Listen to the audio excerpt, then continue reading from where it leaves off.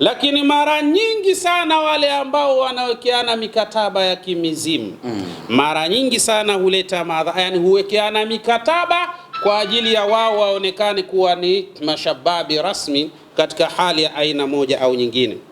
Lakini kadhalika wal ma'rufa, mara kadhaa huwa wanawekeana mikataba kwa ajili ya kumfanya mtu awe maaruf, yani awe anatajika sana katika jamii yake. Watu wanaweka mikataba na mashetani au kwa lugha nyingine mizimu, ili wapate umaarufu, wawe masuperstar katika hali ya aina moja au nyingine. Lakini kadhalika watharwa, na ili kadhalika waweze kumiliki uchumi mkubwa, wawe matajiri, wawe ni watu ambao wenye kipato kikubwa. Kuna baadhi ya nyakati wanawekeana mikataba ya hali ya namna hizo. Lakini washuhura na umashuhuri, awe mtu mashuhuri, maana kuna maarufu na mashuhur ni watu wawili tofauti. Mashuhur ni yule mtu ambaye kile anachokifanya ndicho kinachotangazika, yani kinamtangaza kile kitu kwa kutokana na yani anachokifanya, basi kadhalika kile kitu ndio kinamtangaza mtu huyo. Huyo anaitwa mashuhur. Maarufu ni yule ambaye anautafuta umaarufu yeye mwenyewe, anataka ajulikane yeye. Lakini mashuhuri ni yale anayoyafanya ndio yanamtambulisha yeye ni nani katika hali za namna hiyo. Lakini awi sulta au kadhalika, kuna wale watu ambao wanawekeana mikataba na hawa mashaitani au mizimu kwa lengo la kuwa wao ni watawala, wawe ni watu watawala, wanakubalika, wanaeleweka, wawe viongozi wakubwa katika makampuni, katika wizara, katika nchi na maeneo kadha wa kadha. Wao wanataka kuwa ndio watawala au watu wakubwa katika maeneo hayo. Wapo watu wanawekeana mikataba na mashaitani au katika lugha nyingine tunaita mizimu katika hali ya aina moja ama nyingine.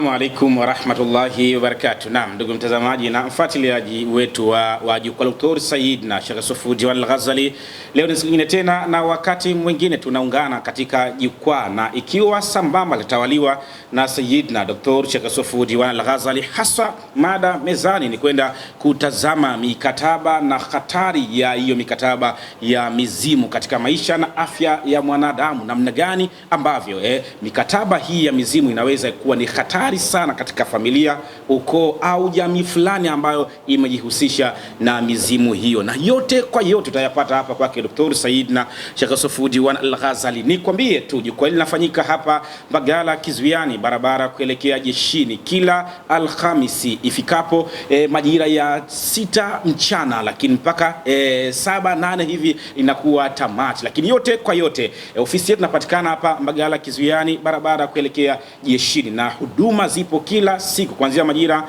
ya saa 2 asubuhi mpaka saa 10 jioni. Lakini pia hapa unaweza ukasikilizwa, ukashauriwa na ukapewa mwongozo uliokuwa bora namna gani unaweza ukapata msaada ulio kamili kabisa biidhnillah subhanahu. Lakini unaweza kuwasiliana nasi kupitia namba 0748 86 97 33 au 06 59 86 97 34 zetu namba. Unaweza kutupigia simu na kisha ukasikilizwa, ukashauriwa na ukapewa mwongozo uliokuwa bora kabisa wa namna gani unaweza ukafika kwenye ofisi maridhawa kabisa ya Dr. Said na Sheikh Yusuf Diwan Al-Ghazali. Mimi binafsi kwanza nitapeleka salamu kwake Said na Dr. Sheikh Yusuf Diwan Al-Ghazali, na kisha baada ya hapo moja kwa moja tutakwenda kuwa na maswali madhubuti mno ambayo yatakwenda kuchakata na kujua ni hatari zipi ambazo zinapatikana katika mikataba ya kimizimu katika jamii, familia, lakini pia na koo zetu. Muda huu ni salamu Dr. Said na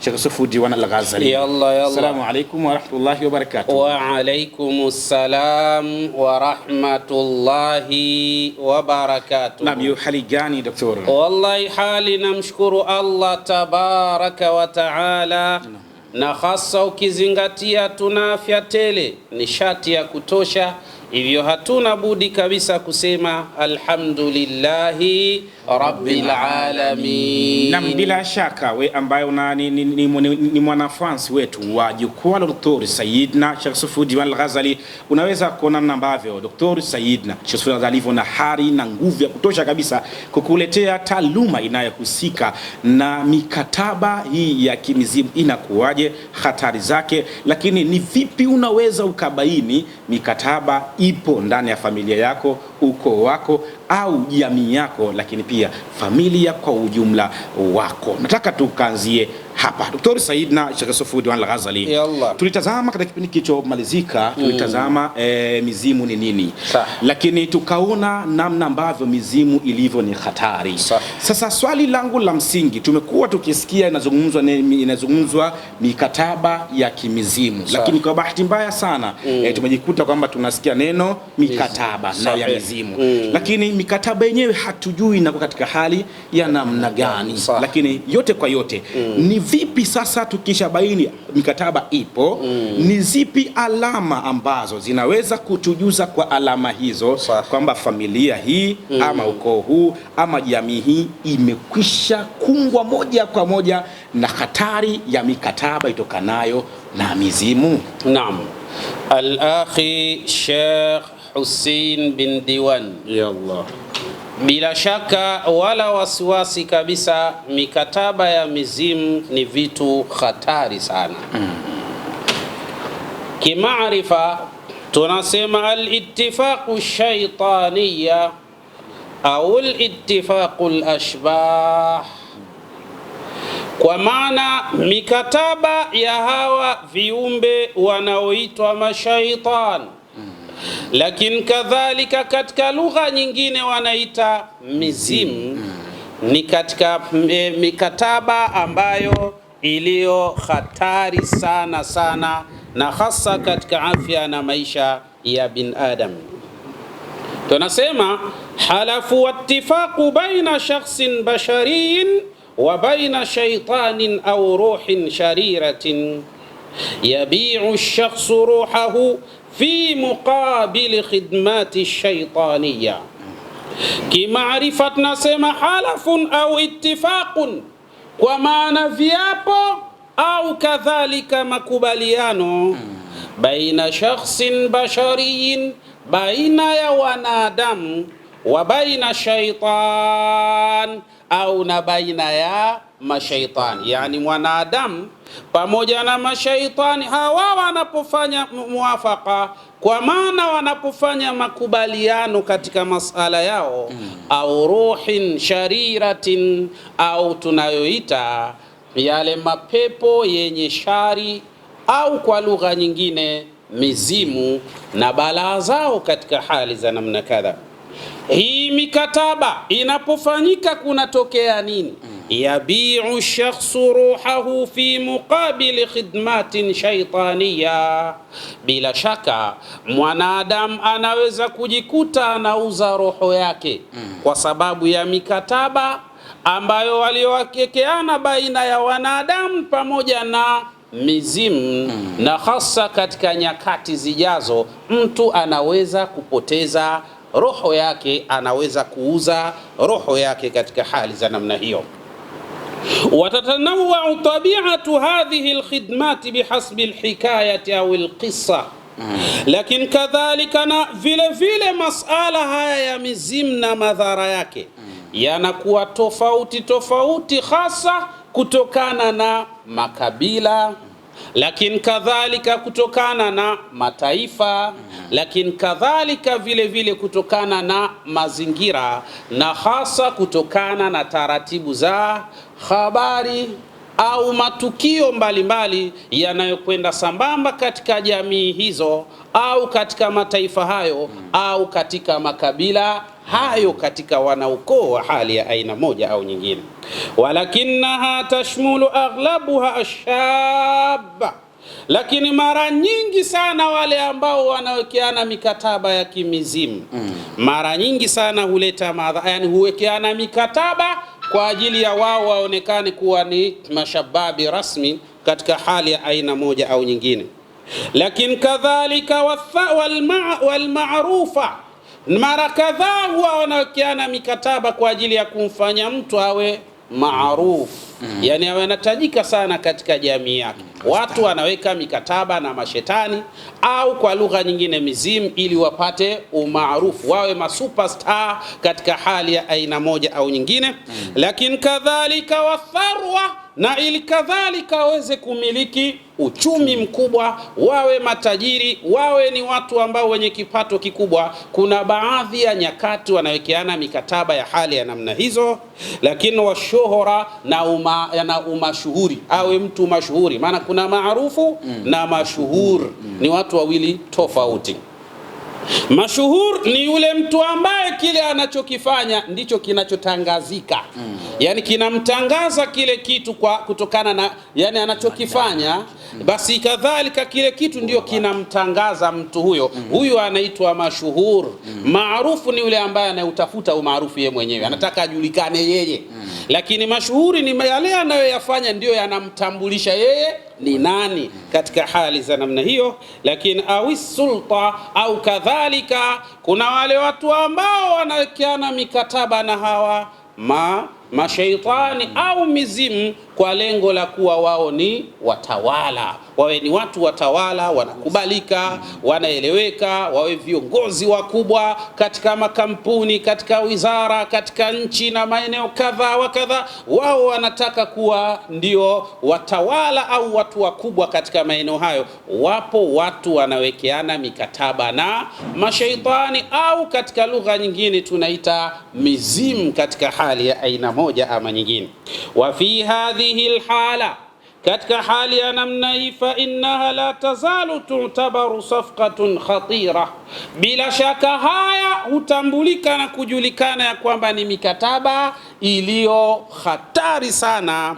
Haithu anna thamana sadaqati shaitani huwa ruhu man yuridu sadaqatahu, kiasi ambacho hutambulika na kujulikana ya kwamba mikataba hii ya mwanadamu kuwekeana mikataba na mashaitani au mizimu, maana yake huyu mwanadamu ana hatari ya kwamba thamani ya mkataba huo huwa unakwenda sambamba na kafara. Kafara hiyo bila shaka ni roho ya mtu ambaye mizimu inamtaka mtu huyo iwe ni sehemu ya kafara yao katika hali za namna hii. Hii ni hatari sana sana sana katika afya na maisha ya binadamu, ndio watu wanaingia mikataba. Sasa baada ya kuingia mikataba, inna shakhsa alladhi abrama ittifaqa, mwanadamu yule ambaye bila shaka aliwekeana mikataba na hawa mizimu, qad wa'ada ash-shaytanu biqatli atfalin, hii inawezekana ikapelekea sa watoto wakawa wanapoteza maisha mara kwa mara. Yani mtu anaweka mikataba na mizimu, alafu ile mikataba, baada ya kuwekeana mikataba, wanakubaliana ya kwamba sadaka yake, kwa maana kafara yake, itakuwa ni damu ya watoto aliowazaa yeye mwenyewe, au watoto ambao wana damu ya ukoo ambao yeye yupo katika ukoo huo. Unaona hatari ya haya mambo namna jinsi ambavyo yalivyo hatari kubwa. Lakini kadhalika wa taghayyuri uqulihim, au kadhalika vile vile kuna kuwa na mikataba ya kuwafanya watu kuzibadili akili zao. Kwa maana watoto katika baadhi ya koo na baadhi ya familia, utaona watoto wanakuwa mahazbani. Yani wanakuwa ni watoto ambao akili zao zinaingia na kutoka. Wakati mwingine wanakuwa ni mapoyoyo fulani hivi, lakini kuna mtu kaweka mikataba, lakini kupitia katika mikataba ile yeye anapata tharwa, anapata utajiri, anapata umaarufu, anapata ustaa, anakuwa mashuhuri, lakini kadhalika anakuwa ni mtu ambaye anahitajika mahala kadha, lakini familia yake inapata madhara kwa hali ya namna hii. Au ibqaiha ala matni alfirash, au kadhalika miongoni mwa mikataba inawekwa mikataba hiyo, mtu mmoja au wana familia au wana ukoo wawe ni watu ambao wataishi sana katika matni alfirash, watakaoishi sana vitandani. Yani miaka yote wao wanaumwa. Na jinsi mwanafamilia anavyozidi kuwa na maradhi magumu zaidi, ndio baadhi ya wanafamilia wenye mikataba hiyo ya kishetani ndio wao wanazidi kupata na kufanikiwa zaidi. Hii ni hatari sana. Familia nyingi zimejikuta zinaingia katika madhara makubwa sana katika hali za namna hiyo. Lakini kwa mazingira haya walmusharaka, la katika hali ya namna hiyo, bisababi sahara, kwa sababu masala haya ya kimizimu yanakwenda sambamba na masala ya kiuchawi katika mazingira kama haya. Na hapa sasa utaona wale ambao mizimu inaleta madhara katika familia zao wakiwa wanawake, ndio utaona wanakuwa na vitu vinavyoitwa al-isqat. Mara kwa mara ujauzito unakuwa unatoka min ghairi sababi tu'rafu at-tibbiyya, bila sababu zinazotambulika kidaktari katika hali za namna hiyo. Ndio kila katika familia hiyo wakipata ujauzito unatoka, yani watoto hawapatikani. Lakini kadhalika na akitokea mtu amepata mtoto, basi mtoto huwa avuki miezi 5 miezi 6 wala hafiki mwaka. Mara kadhaa anakuwa yani vifo vinakuwa vinatokea katika koo hizo, katika familia hizo mara kwa mara, na hasa kwa wale watoto wadogo. Hii ni ishara ya kwamba katika ukoo huo inawezekana kuna mikataba ya kichawi, kuna mikataba ya kishetani, kuna mikataba ya kimizimu. Hii ni hatari sana katika afya na maisha ya bin Adam.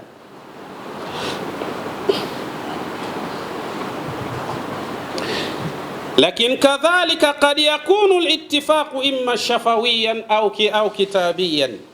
Lakini kadhalika inawezekana ikawa hii mikataba, al-akhi Sheikh Hussein bin Diwan, inawezekana mikataba hii ya kimizimu imma shafahiyan, inawezekana ikawa ni mikataba ya maneno tu. Yani wakawekeana mikataba kwa maneno, au kitabiyan, au kwa maandishi kabisa. Katika hali za namna hii ni hatari kubwa sana katika hali za namna hiyo. Qad yabrumu al-ittifaqu shafahiyu bitadarru'i wa bil-ikhtisar au biada'i taqusi al-ijtidhabi shaytan. Lakini mara kadhaa miongoni mwa mambo ambayo huwa yanajitokeza ni kukubaliana, ni kufunga mikataba kwa kuwa huyu mtu atakuwa tayari kuwanyenyekea mizimu, lakini kadhalika na kufanya matambiko ambayo yatakaowavuta na kuwafurahisha wale mizimu kwa ajili ya kutekeleza yale ambayo anayoyataka mtu huyu. Kwa hiyo wanakubaliana, alafu anafanya matambiko. Shetani au mzimu anafurahi, baada ya kufurahi anatekeleza yale anayoyataka huyu mtu. Wakati huo wanaukoo wanajikuta wanaingia katika madhara makubwa kabisa katika hali za namna hiyo. Wayarudu alaihi ruhuhu bilmuqabili.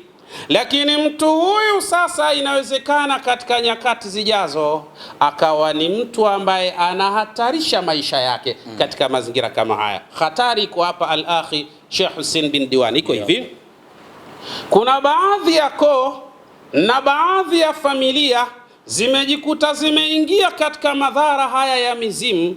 Lakini koo hizo na familia hizo inawezekana hata hazijui maskini kilichowekwa au mikataba iliyowekwa na mababu wa mababu zao miaka 100, miaka 120, miaka kadhaa iliyopita, wao wamewekeana mikataba huko, lakini madhara yanakuja ukipata kizazi cha sasa. Hii ni hatari kubwa sana. Baadhi ya koo na baadhi ya familia zimejikuta zinaingia katika madhara, lakini zenyewe zikiwa hazijui sababu au vyanzo vya madhara haya yanatoka wapi katika hali za namna hiyo. Unaweza ukasema mimi katika familia yangu sijawahi kabisa kusikia suala hili, lakini hatari iliyopo, kumbe mababu wa mababu zako wao ndio waliofunga mikataba. Sasa mikataba hiyo inadhuru kizazi mpaka kizazi, mpaka hichi kizazi chako ulichonacho hivi sasa kinajikuta kuingia katika madhara bila hatia ya aina yoyote. Hapa panahitaji ufundi wa kutosha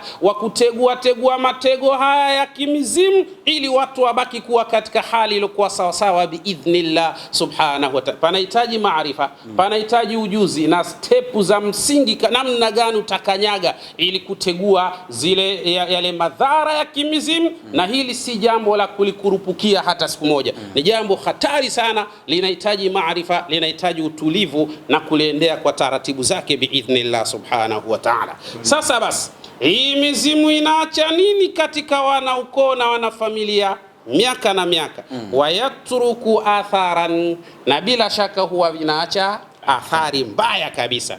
Wayantaqilu atharun min hadha ila dhaka biilmin au biduni ilmin. Lakini kadhalika athari ya hawa mizimu huwa zina tabia ya kuhamahama kutoka kwa mtu huyu kwenda kwa mtu mwingine miongoni mwa wanafamilia, biilmin au biduni ilmin, kwa kuwa mwenyewe awe anajua au awe hajui, kama madhara yameshahamia upande wake. Hii ni hatari sana katika mazingira kama haya.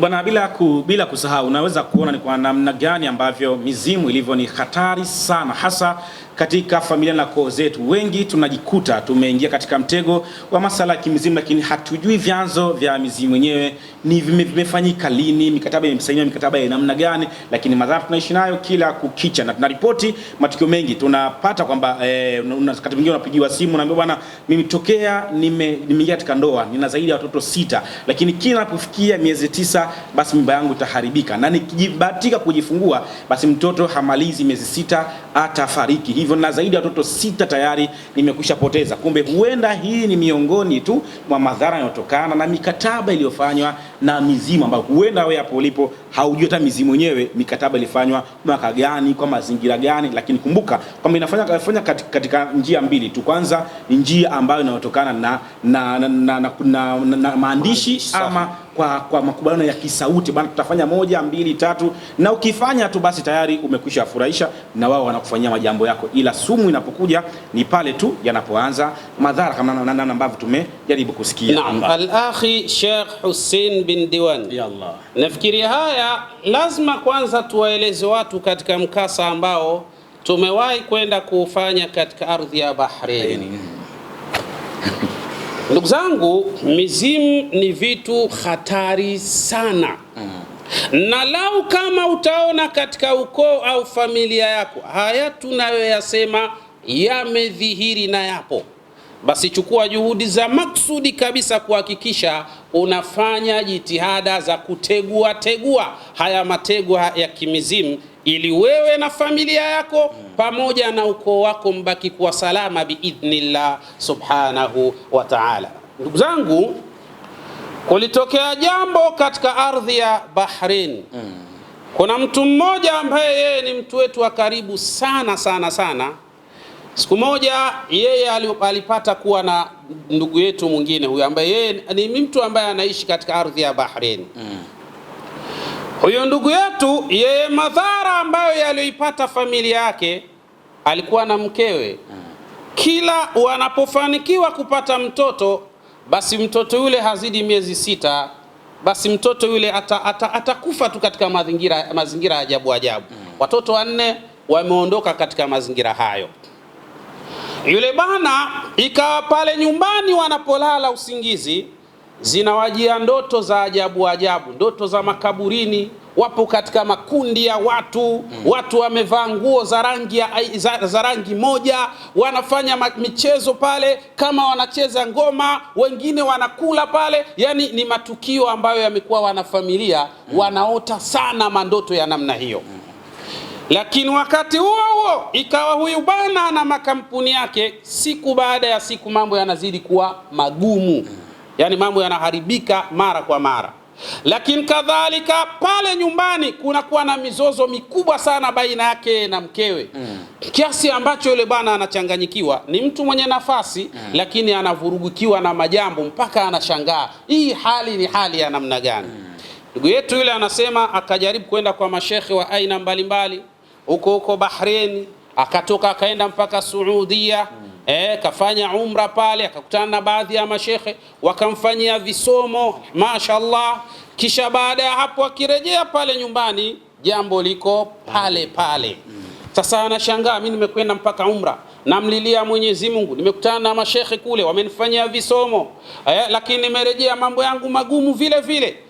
Nimetoka hapo akaja katika ardhi ya Kenya, kakutana na baadhi ya mashekhe pale Kenya wamemfanyia visomo mashaallah, lakini amerejea bado mambo yako pale pale. Sasa mambo yakawa magumu. Sasa huyu bwana ndo anamsimulia huyu ndugu yetu ambaye yeye anayetujua sisi habari zake namna zilivyo. Ndio yule bwana akamwambia, mimi nina ndugu yangu mmoja anaweza kukusaidia. Akawa amempa mawasiliano yetu sisi, tukawasiliana naye huyu jamaa. Huyu bwana akatusimulia habari zake namna zilivyo. Baada ya kutusimulia zile habari, tukamwambia kwa namna ya maelezo haya, bila shaka hapa kuna mikataba ya kimizimu. Na kwa kuwa kuna mikataba ya kimizimu, kuna mambo mawili. Inawezekana ikawa madhara yapo kwako wewe au katika familia, na inawezekana madhara yakawa yapo pale nyumbani mahala unapoishi. Na kuna baadhi ya nyakati madhara yanaweza yakawa sehemu zote mbili, unapokaa pakawa na madhara, lakini kadhalika na we mwenyewe ukawa na madhara katika hali za namna hiyo. Kwa mazingira haya ikawa sasa biidhnillah subhanahu wa ta'ala, huyu bana akasema kwamba kwa jinsi ninavyoona inawezekana madhara yapo kwangu, kwa sababu hata nikitoka nikienda sehemu nyingine bado athari zile zile nakuwa naziona. Sisi tukamwambia naam, basi inawezekana ikawa kwako, lakini pia hata katika nyumba yako inawezekana.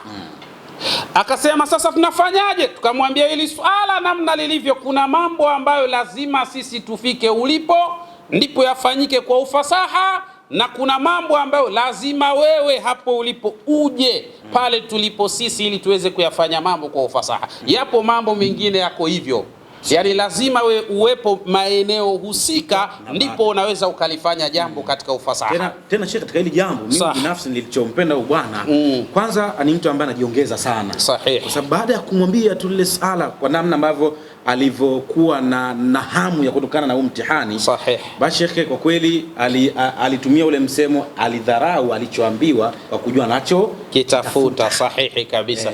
Naam, basi kilichotokea mimi napenda niwaeleze ndugu zangu, alafu nirejea hapa tuone mkataba kwa uchache kabisa, alafu mtakuja kuona maajabu. Na wewe jitathmini katika familia yako, ukiona haya yapo, namna za kutegua matego haya zinawezekana, lakini zinataka maarifa, zinataka ujuzi na utulivu wa akili pamoja na utulivu wa mwili ili kutegua ile mitego kwa taratibu zilizo sahihi biidhnillah subhanahu wa ta'ala. Basi katika mazingira hayo yule bana akasema, shekhe, mimi navyoona kutokana na hali yangu na mazingira yangu, na kuomba shekhe wangu uje hapa Bahrain ili kuja kunifanyia majambo. Mimi nikamwambia inshallah hilo ni katika jambo ambalo mumkin linawezekana, lakini katika jambo lilo bora zaidi, mimi namna jinsi ilivyo huwa sisafiri kutoka mahala kwenda mahala pengine, bali huwa ninasafiri pamoja na timu yangu, kwa maana watu watatu na mimi ninakuwa mtu wa nne. Yule bana akasema hakuna tatizo, naweza kumudu usafiri wenu. Basi tukamwambia hamna shida. Baada ya masaa kama mawili au matatu hivi, yule bana akasema naomba kopi ya passport pamoja na picha. Basi tukafanya hivyo alhamdulillah, naye akafanya utaratibu, tukaenda pale Bahrain. Nataka tuone madhara ya mizimu katika ukoo na madhara yaliyo hatari katika familia na mazito ambayo mtu anaweza kuyapata bila kutarajia, bila kujua chanzo cha mashakili haya ni nini. Basi tukadema pale katika ardhi ya Bahrain biidhnillah subhanahu wa ta'ala. Baada ya hapo yule bwana moja kwa moja akatupeleka mpaka pale nyumbani. Mashaallah, jumba la kifahari. Tumefika pale, lakini tulipofika pale yale mazingira tuliyoyaona pale, zile alamat tulizoziona pale, ambapo pia nitakuja kuzieleza hapa. Tukamwambia yule bwana, mashaallah, lakini hapa ndani hapafai sisi kukaa. Kwa sababu hapa ikiwa tutapanga mashambulizi yetu kuanzia hapa ndani mahala tulipo, tutakosa target ya kutegua madhara ya hawa mizimu. Kwa lazima tutoke hapa tukakae sehemu nyingine. Hapa sisi tuwe tunakuja kwa ajili ya kufanya zile shughuli zetu, kutegua ile mitego ili mambo yaweze kwenda katika hali iliyokuwa sawa sawa. Yule bwana kashtuka sana, shekhe, kwani kuna? Nikwambia tulia tu.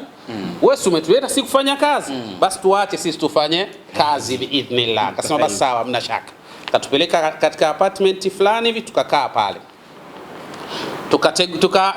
Tunakuja pale nyumbani kwa ajili ya kuja kwanza kutengua nguvu za ile mizimu pale nyumbani. Ndani ya masiku matatu Siku ya 4 ndio tukaanza kuifanya kazi rasmi. Alhamdulillah, tunamshukuru Allah subhanahu wa ta'ala, ndani ya masiku 11 tulikuwa tayari tumefanikiwa kutegua matego yale ya kimizimu yote kabisa kwa ukamilifu wake, alhamdulillah rabbil alamin. Baada ya hapo tulipotoka katika ardhi hiyo, kwanza akasema napata usingizi mzuri, lakini kuna tenda ambazo zilikuwa zilishamkimbia kabisa muda mrefu. Alhamdulillah, zile tenda zikarudi katika makampuni yake. Lakini kizuri zaidi, Mwenyezi Mungu kamjalia akapata mtoto. Hivi tunavyozungumza sasa ni mwaka wa 2, mtoto yuko safi kabisa, mtoto wa kike mashaallah, alhamdulillah. Kwa hiyo ile mizizi ya masala ya kimizimu lazima ujue namna ya kuitegua, na si jambo la kitoto. Kama hauko tayari kuitegua mitego ya kimizimu, usiikurupukie, itakuletea madhara zaidi katika hali za namna hiyo. Sasa nimalizie hapa al-akhi Sheikh Hussein bin Diwan. Yallah. Iko hivi, wa fi alamat la tumha, kama jinsi ambavyo tulivyoona kwamba yantaqilu atharu min hadha ila hadha biilmin au biduni ilmin. Kwa maana kuna wakati zile athari au alama zinahama kutoka kwa mwanafamilia huyu na kwenda kwa mwanafamilia mwingine biduni ilmin, bila mwenyewe kujua kama anazo alama za kimizimu katika hali za namna hiyo. Lakini yashmulu wa hiya alamatun la tumha, nayo ni alama ambayo huwa haifutiki. Yani ni alama ambayo haifutiki. Tadhharu haythu lamsi shaitan ash-shakhs al-mawsum li-ighlaq al-iltifaq, na hii inakwenda sambamba yule mtu ambaye tayari amewekewa alama ile. Manake huyu ndio mtu ambaye anayetarajiwa kutolewa kafara katika waktun muhaddadun, katika muda maalum kabisa. Familia inateketea bila watu kujua madhara yanatoka katika sehemu gani. Kumbe mtu kaishawekewa alama. Hii ni hatari sana shekhe. Manake kashawekewa muhuri ambao una muda maalum, ukifika tu lazima aondoke. Yani hii inanikumbusha, hebu nimalizia huu mkasa wa pale Zanzibar maeneo ya Bububu School pale, Bububu Kiinani pale. Tayib, palitokea mkasa mmoja mzito sana kutokana na haya mamizimu. Takriban ni miaka 7 au 8 iliyopita pale Zanzibar. Kuna watu ambao mwezi wa 11 anaondoka mtu wa pili kwa staili ile ile, maradhi yale yale, sasa na muda ule ule. Sasa jiulize, watu hawa yani wote wanaumwa maradhi ya aina moja, mwezi mmoja, muda mmoja, mazingira ya maradhi yao yale yale. Hapana, hapa kuna jambo katika, hapako sawa. Wale mabwana wakaja wakatueleza hizi habari, sisi tukawaambia inshallah kwa idhini ya Allah subhanahu wa ta'ala tunaweza. Hizi ni athari za kimizimu. Na kwa kuwa ni athari za kimizimu, je, mnajua chochote katika sala la familia yenu? Wale mabwana wakasema kiukweli sisi hatujui, bali tuliwahi kusikia huko nyuma kulikuwa kuna mambo haya ya kimizimu, mambo ya kimilamila haya. Tuliwahi kusikia katika hali za namna hiyo. Basi tukawaambia hebu twende kwanza hapo nyumbani. Wale mabwana wakatuchukua tukaenda mpaka pale nyumbani kwao. Bahati nzuri pale nyumbani kwao kwa nje hapa kulikuwa na mti mmoja mkubwa tu. Uko pale ule mti. Tuotazama pale tukawaambia, ndugu zanguni, nyie mnaumia hapa kupitia katika mti huu. Wakasema huu mti tunaumiaje? Tukamwambia naam. Lakini jambo la kwanza kabla hatujafanya chochote tunaomba mti huu kwanza ukatwe. Lakini atakayekata mti huu inawezekana akapoteza maisha. Wale mabana wakasema sasa shekhi, kama ndio hivyo nani sasa atakayekubali? Tukawaambia mtafuteni mtu mumkodishe aje ukate huu mti.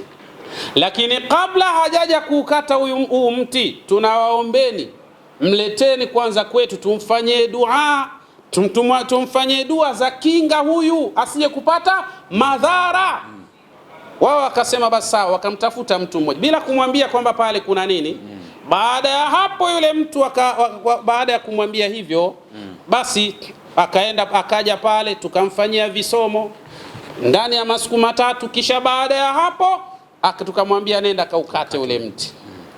Yule bwana akaenda kaukata ule mti.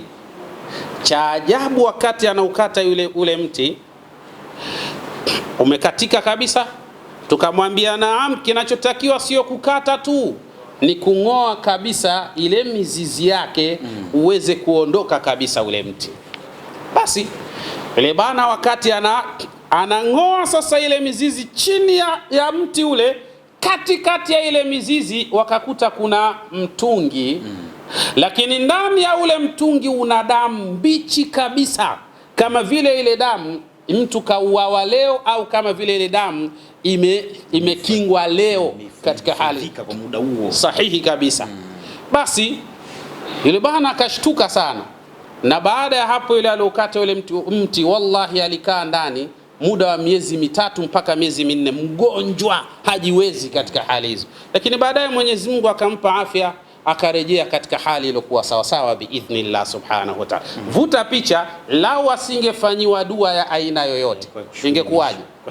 Baada ya kutoa sasa ule mtungi wenye damu, vikafanyika visomo maalum na zikapitwa zile step maalum kwa ajili ya kutegua yale matego ya kichawi, ndio tukawa tumefanikiwa kuondosha ule mkataba wa kila mwezi wa 11 kuwa anaondoka mmoja katika wanafamilia.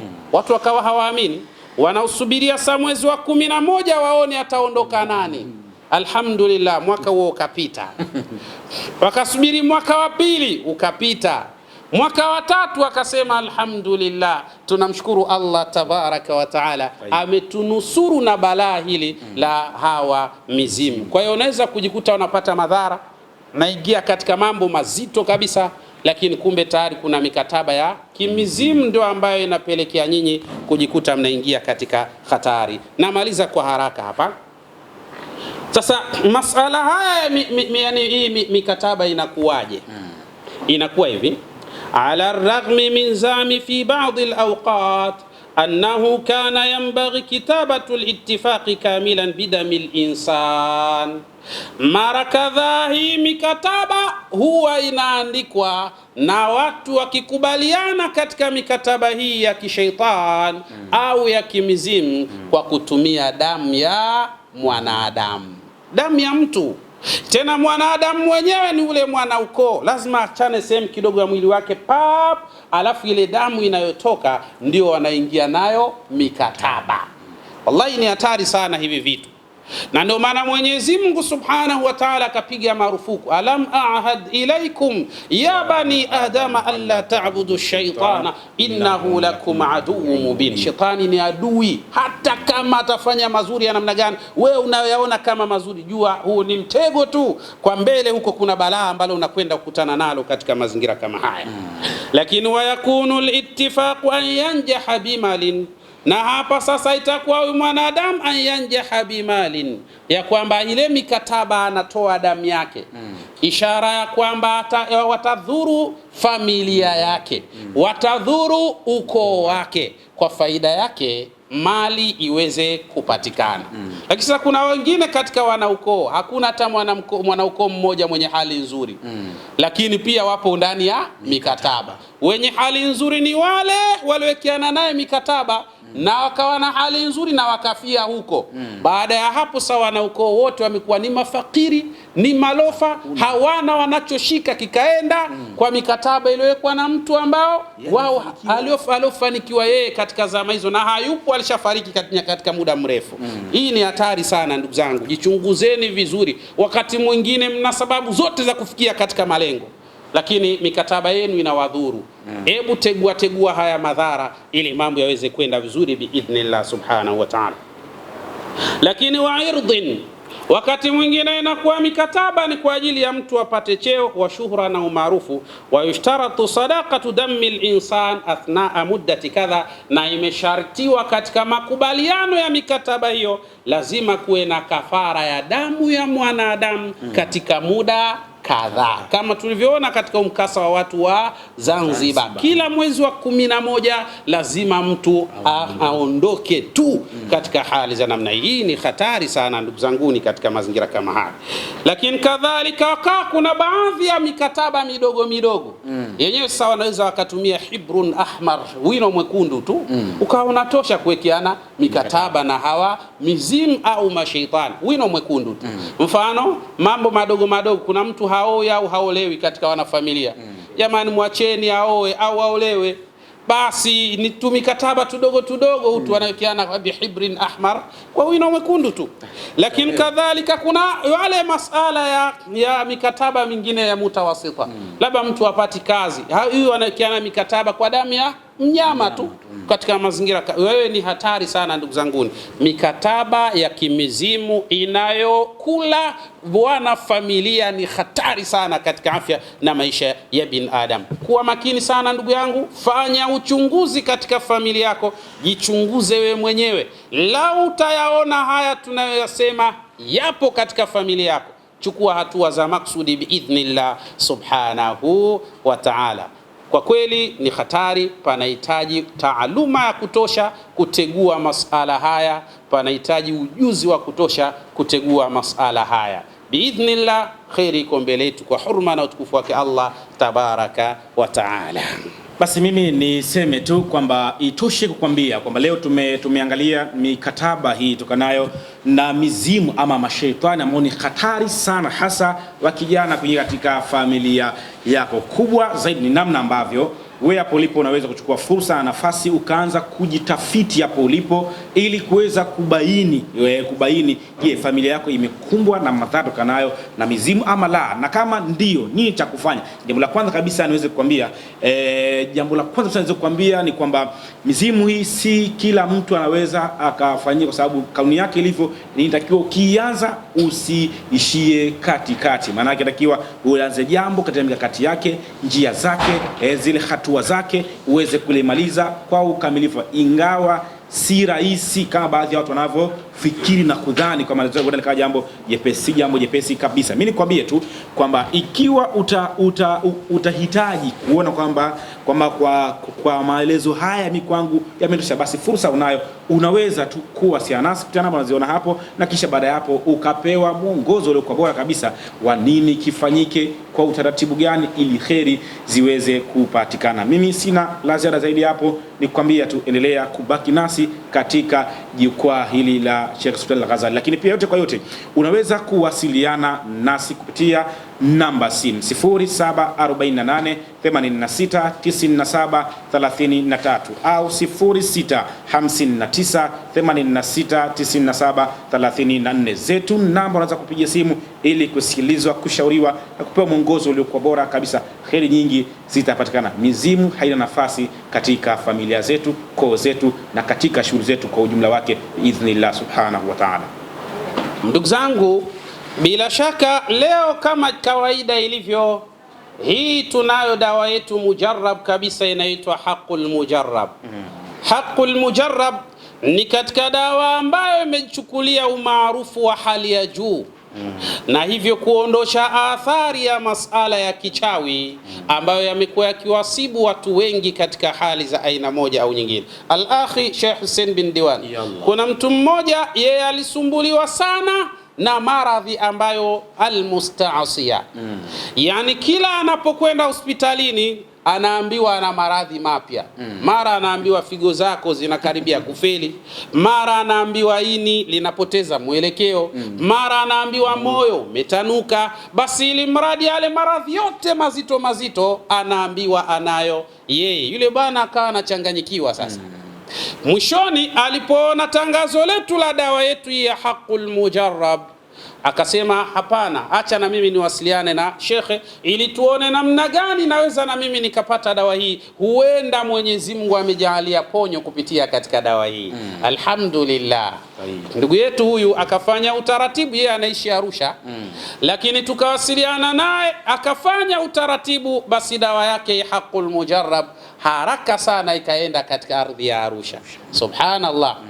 Siku ya kwanza ameitumia, akasema shekhe, naona najisikia mwili vibaya sana, tukamwambia naam, endelea kuitumia kwa sababu ndivyo namna dawa inavyofanya kazi biidhnillah. Akatumia siku ya pili, subhanallah, alhamdulillah.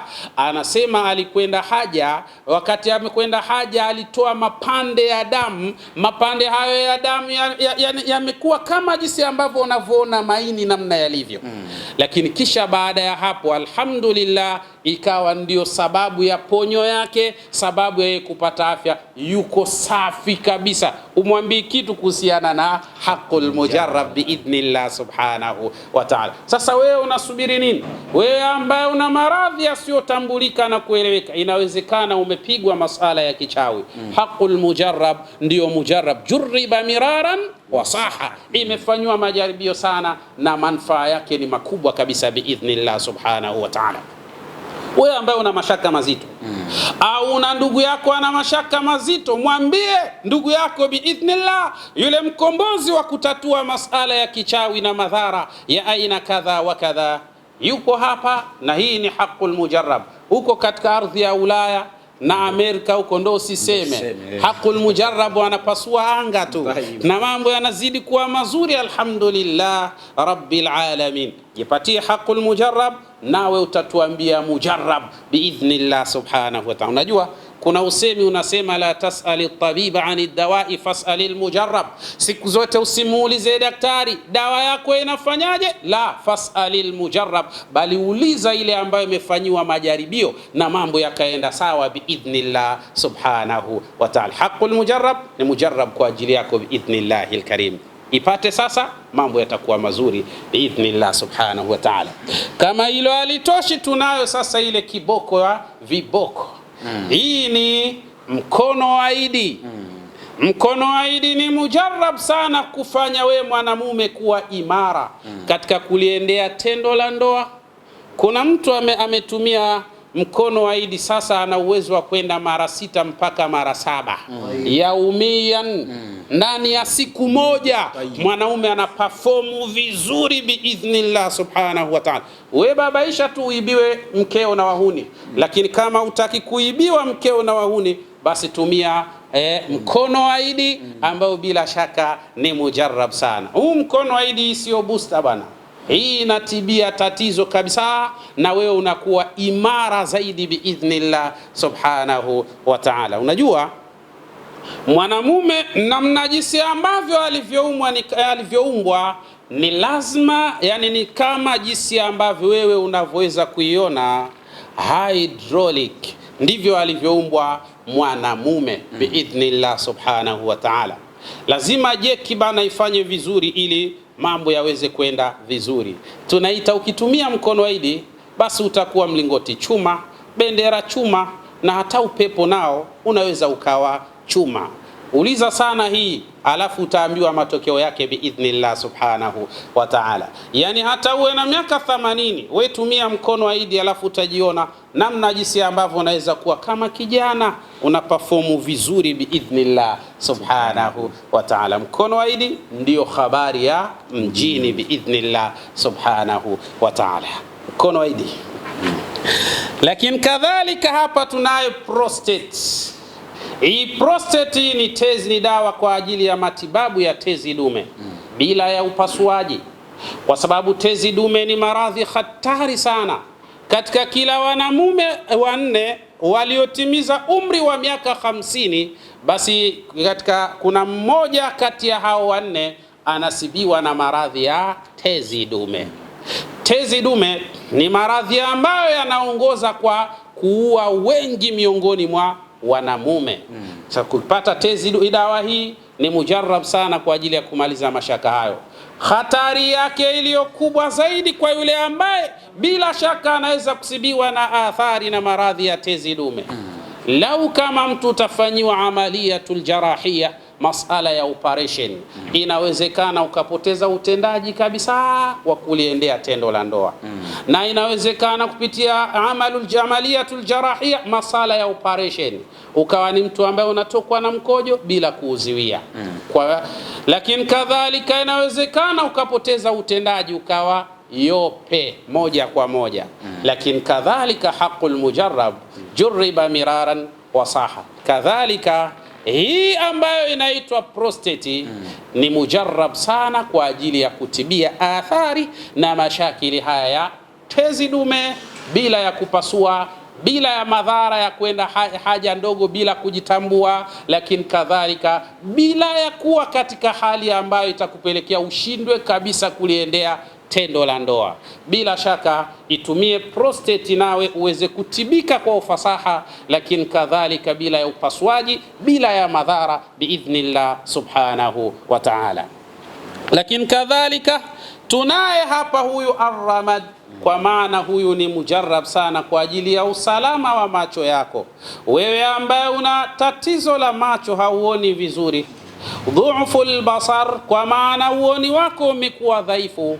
Lakini kadhalika wewe ambaye bila shaka una mtoto wa jicho, lakini wewe ambaye una presha ya jicho inayohatarisha maisha ya jicho lako, basi ukiipata hii bila shaka inaitwa arramad, ni muhimu sana, na hasa ipate kwa dozi kamili, mambo yatakwenda vizuri biidhnillah. Wewe ambaye macho yanauma sana, macho yanawasha sana, yanatokwa na machozi, macho yamekuwa mekundu, yanapoteza uoni katika baadhi ya nyakati, lakini kadhalika wewe ambaye bila shaka una jicho kavu, trachoma, glaucoma, bila shaka hii ni mujarrab sana, hakikisha macho yako yanabaki kuwa salama, lakini kadhalika nawe unakuwa katika afya iliyokuwa bora biidhnillah subhanahu wa ta'ala. Arramad ndio bora zaidi kwa ajili ya usalama wa macho yako biidhnillah subhanahu wa ta'ala. Tukimalizia na hii dawa yetu inaitwa Al-Kabid.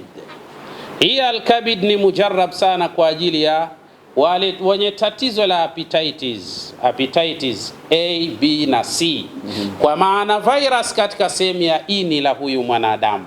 Hii ni mujarrab sana, jurriba miraran wa sah, yani imejaribiwa sana na matokeo yamekuwa mazuri sana. Hii katika kuondosha athari, wapo watu ambao walitakiwa kwenda katika nchi mbalimbali, lakini kwenda kupimwa wakaonekana wana hawa hepatitis. Lakini alhamdulillah, tunamshukuru Allah, baada ya wao kutumia dozi ya dawa hii kwa ukamilifu wake, bila shaka biidhnillah subhanahu wa ta'ala, Mola wetu amejalia kuwa ni katika asbabi iliyowaponya walio wengi. Hatusemi wote, bali wengi, kwa sababu duniani hakuna dawa inayotibu watu wote, hakuna, bali ipo dawa inayotibu watu wengi biidhnillah subhanahu wa ta'ala. Kwa hiyo walio wengi, na wewe unapoipata dawa hii sema ya Rabbi, naomba nijalie katika wale wengi nami niwemo, nipone kutokana na maradhi ambayo yanayonisibu kwa hurma na utukufu wako ya Allah ya rabbal alamin. Al-Kabidu ni mujarrab kwa ajili ya hepatitis A, B na C. Hawa ni virus wanashambulia katika ini ambao wana hatari kubwa katika afya na maisha yako. Ukijiona unapata kichefuchefu cha hapa na pale, mwili unadhoofu sana, wakati fulani mwili unakosa nguvu, unajikuta mwili unakuwa umechoka sana bila sababu, inawezekana hepatitis wanafanya kazi zao. Tumia dawa hii, maliza tatizo hili biidhnillah, mambo yaweze kwenda katika mustawa na hali iliyokuwa sawa biidhnillahil karim. Popote ulipo duniani, dawa zina uwezo wa kufikia maadamu huduma za DHL zikiwa zinapatikana. Popote pale duniani inafika biidhnillah subhanahu wa ta'ala. Pata dawa yako, mambo ni mazuri inshallah. Assalamu alaikum wa rahmatullahi wa barakatuhu. Wa alaikum salam wa rahmatullahi wa barakatuhu. Ndugu zangu wanajukwaa ambao mnatufuatilia, inshallah sasa hivi tunaingia katika kipengele cha dua, na leo dua yetu tunafanya rasmi kwa ajili ya fathul arzaq, kwa ajili ya kumwomba Allah subhanahu wa ta'ala atufungulie milango ya riziki, sisi pamoja nawe ndugu yetu. Popote pale ambapo ulipo, nyanyua mikono pamoja nasi, weka nia, sema na Allah subhanahu wa ta'ala, ya Rabbi, katika kazi yangu kumekuwa na mikwamo ya hapa na pale, ya Rabbi naomba nifungulie, niondolee mikwamo katika sehemu ya shughuli zangu. Lakini kadhalika mwambie ya Rabbi, nina ahadi nyingi nzuri za kufikia katika mafanikio, lakini mambo yangu ya Rabbi yamekuwa hayafanikiwi. Tunaongea na mtu vizuri, lakini mwisho wa siku mtu huyo anakuwa hapokei tena simu zangu, anakuwa hajibu tena ujumbe wangu, hataki tena kunisikia. Ya Rabbi, kupitia katika dua hii na kuomba nifanyie sahali mimi ya Rabbi katika majambo yangu.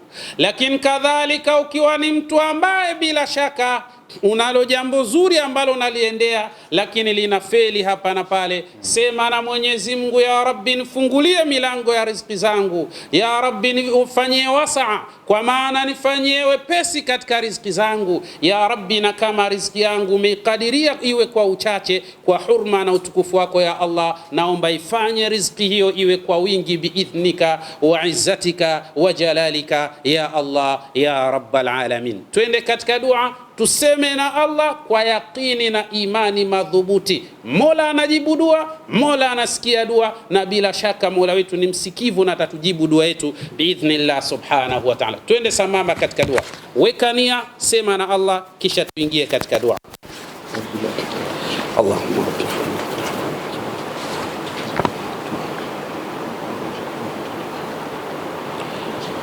أعوذ بالله من الشيطان الرجيم. بسم الله الرحمن الرحيم. آمين. اللهم ربنا إنا نسألك في هذه ساعة شريفة المباركة المعظمة المكرمة. آمين. يا قاضي الحاجات. آمين. يا مجيب الدعوات. آمين. يا مقيل العثرات. آمين. يا من إذا دعي أجابا. يا من إذا سئل منه أعطى. يا من إذا أراد شيئا أن يقول له كن فيكون. فسبحان الذي بيده ملكوت كل شيء وإليه ترجعون. الفاتحة. بسم الله الرحمن الرحيم. الحمد لله رب العالمين الرحمن الرحيم مالك يوم الدين. إياك نعبد وإياك نستعين. اهدنا الصراط المستقيم صراط الذين أنعمت عليهم غير المغضوب عليهم ولا الضالين. آمين. بسم الله الرحمن الرحيم. إن الله وملائكته يصلون على النبي. يا أيها الذين آمنوا صلوا عليه وسلموا تسليما. اللهم صل على محمد يا رب صل عليه وسلم. اللهم صل على محمد يا رب صل عليه وسلم. اللهم صل على محمد يا رب صل عليه وسلم. اللهم صل على محمد يا رب صل عليه وسلم. وسلموا تسليما كثيرا كثيرا. اللهم زده شرفا وكرما. آمين. ومحبة ورفعة وجلالا وتعظيما. آمين. يا من على كل شيء قدير. آمين. اللهم صل على سيدنا محمد صلاة تنجينا بها من جميع الأهوال والآفات. وتقبل لنا بها جميع الحاجات. وتنذرنا بها من جميع السيئات. وترفعنا بها عندك على الدرجات. وتبلغنا بها أقصى الغايات من جميع الخيرات في الحياة وبعد الممات. إنك على كل شيء قدير. آمين. إن شاء الله tuweke nia, tuseme na Allah, Mwenyezi Mungu atufungulie milango ya riziki, atufanyie wepesi katika kazi zetu, atufanyie sahali katika mipango yetu kwa hurma na utukufu wake. Sema na Allah hapo ulipo, bila shaka Mola ni msikivu insha Allah.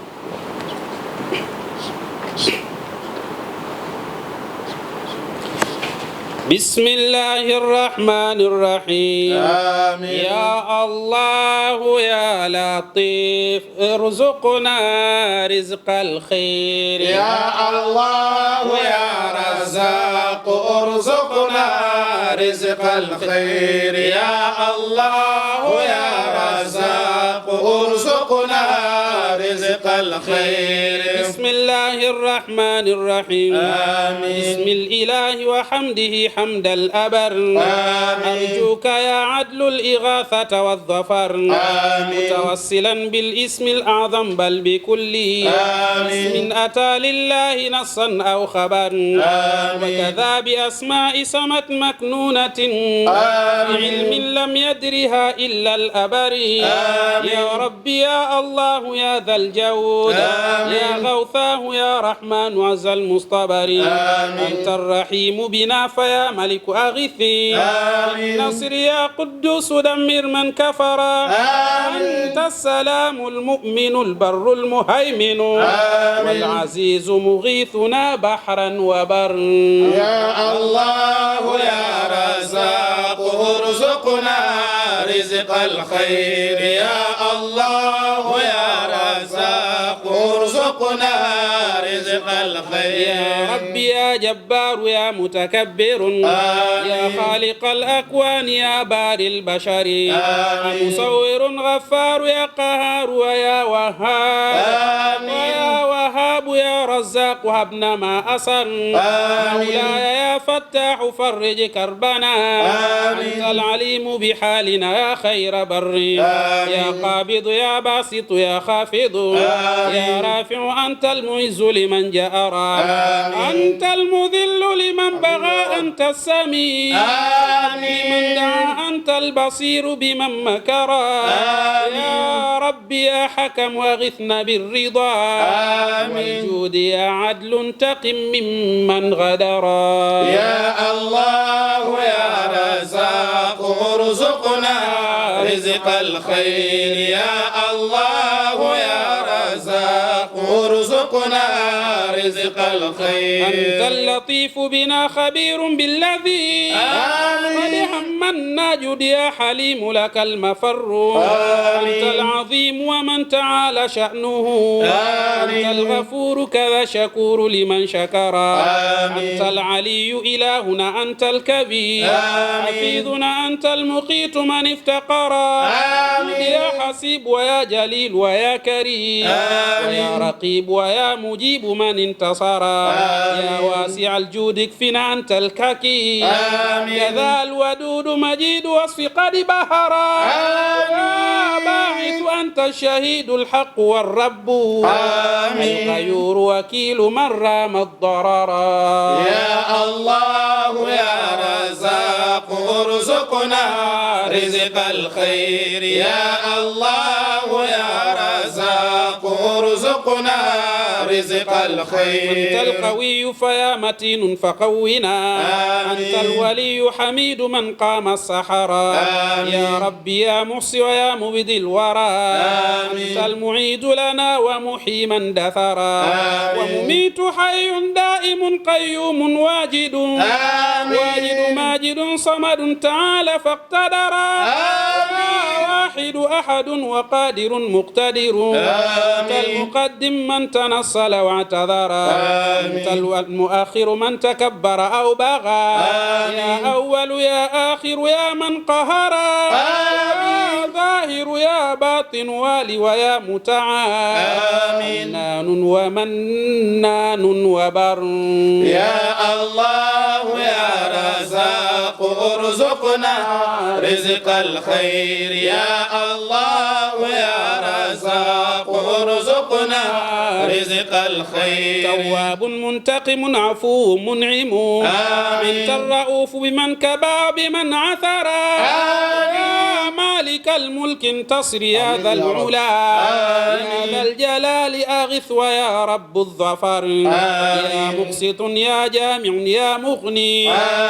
أنت الغني موت ومانع كل ضر. يا ضر أنت النافع النور الذي لا غيره يرجى وهادما وزرا. أنت البديع الباقي بعد فنائنا. يا وارث الأكوان أنت المدخر. أنت الرشيد فجل الرشد بالرضا. أنت الصبور فيا غيور لك المفر.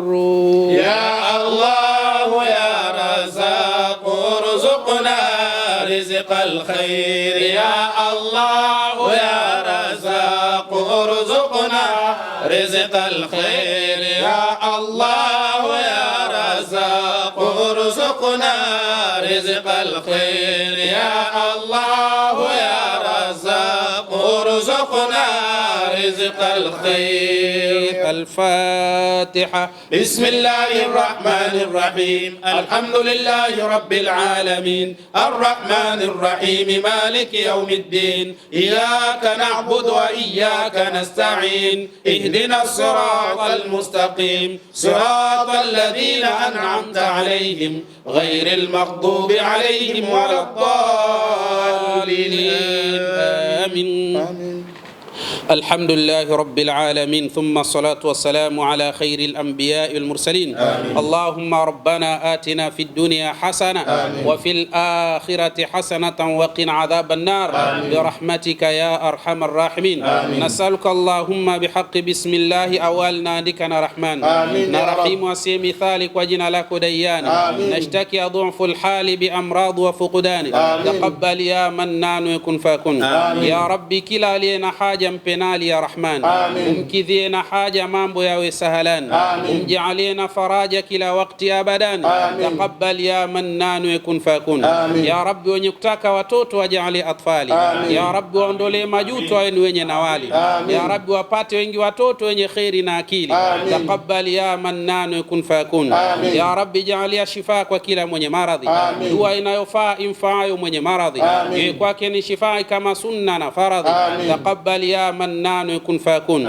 Ya Rabbi, kila aliyorogwa uchawi mwepuke, kwa dhahiri au faragha hakika umuondoke, ila miguu kusaga hata robo usibaki. Taqabbal ya Mannan yakun fakun. Ya Rabbi, na aliyo na shaitani dua hii imuauni, muondolee majini bila hata ya ubani, umdhofu shaitani pande zote mwilini. Taqabbal ya Mannan yakun fakun. Na asiye na mchumba mjalie ya Rabbana, bila kufukiza vumba. Taqabbal subhana, aliona khairi mchumba na hikma nyingi sana. Taqabbal ya Mannan yakun fakun. Ya Rabbi, wenye wake wakorofi wafanyie sahali, wawe wapole latufi na tabia halali, wawe na khairi lufufi na shari wasizijali. Taqabbal ya Mannan yakun fakun.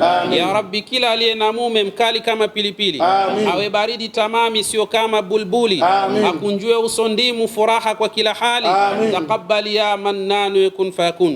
Na aliye na kimada haraka afunge ndoa, si lazima kinanda. Taqabbal hii dua, asiharibu kitanda kwa zina la uhalua. Taqabbal ya Mannan yakun fakun.